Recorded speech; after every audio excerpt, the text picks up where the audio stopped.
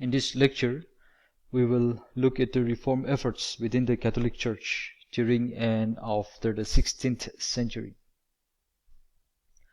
The 16th century Reformation within the Catholic Church is often denoted by the term Counter-Reformation, indicating that the reforms were prompted by the rise of Protestantism.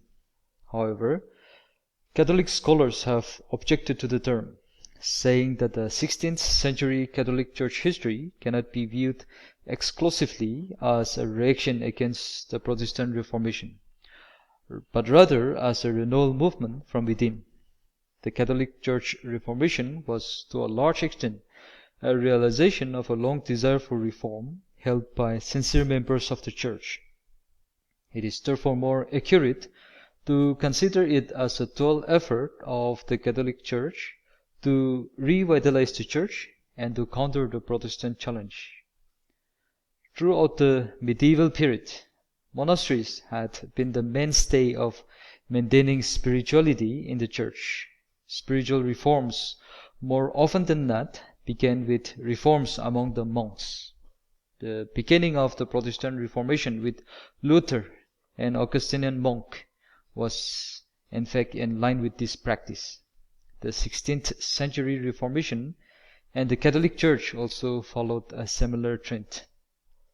Reforms in the existing monastic orders and founding of new orders was one of the key aspects of the 16th century Catholic Church Reformation. A distinctive feature of these monastic reform movements was the unflinching loyalty and commitment to the Pope, which sets them apart from the Protestant movement.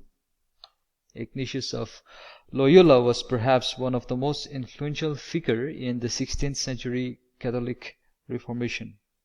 Ignatius was instrumental in the formation of the Society of Jesus, or Jesuit, a religious order which played a key role in the Catholic Reformation.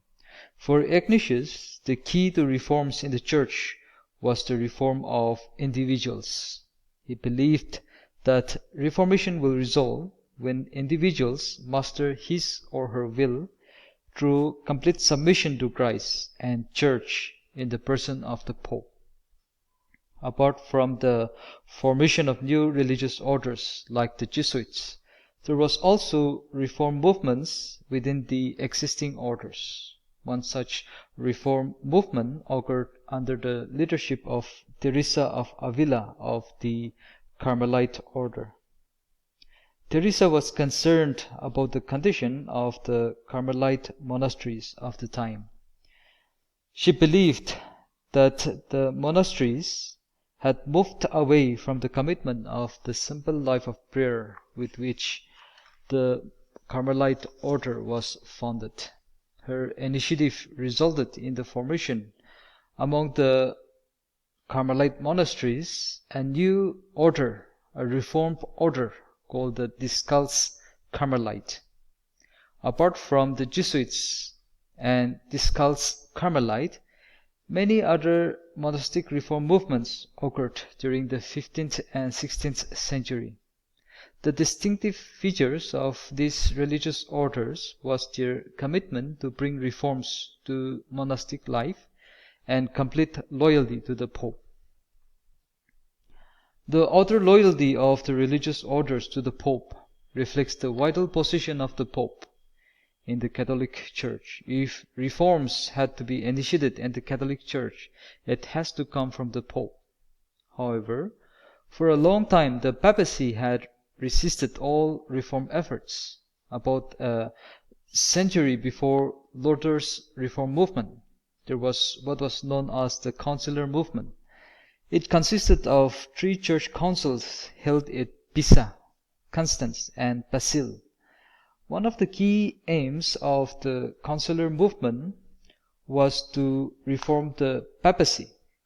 Especially, it was interested to check the papal authority by declaring that the real authority resided in the General Council of the Cardinals and not in the Pope.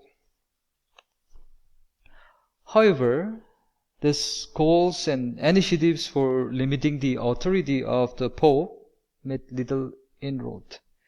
The consular movement was discredited and their decisions brushed aside by the Pope. Furthermore, because of what happened in the consular movement, the popes in the following years showed much apprehension towards call for church councils.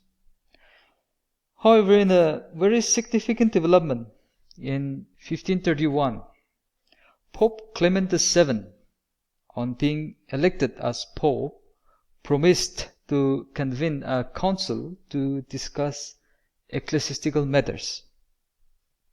His promise was put into practice by his successor, Pope Paul III. In 1536, he appointed a commission of 9 cardinals to analyze the reasons for the decline of the Church and to suggest means for reforming the Church. The commission presented a detailed report in 1537. The report called for administrative and moral reforms and prepared the way for the Council of Trent. The climax of the 16th century Catholic Church Reformation was the Council of Trent.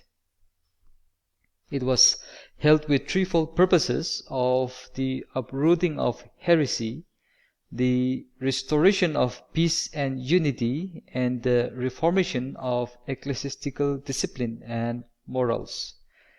The ultimate result of this council was the publication of the Tridentine Confession in 1566. The Tridentine Confession gave the basis of Orthodox Catholicism and laid the foundation for practical reform of the Church. It basically affirms all the doctrinal stance of Roman Catholicism while rejecting the Protestant teachings.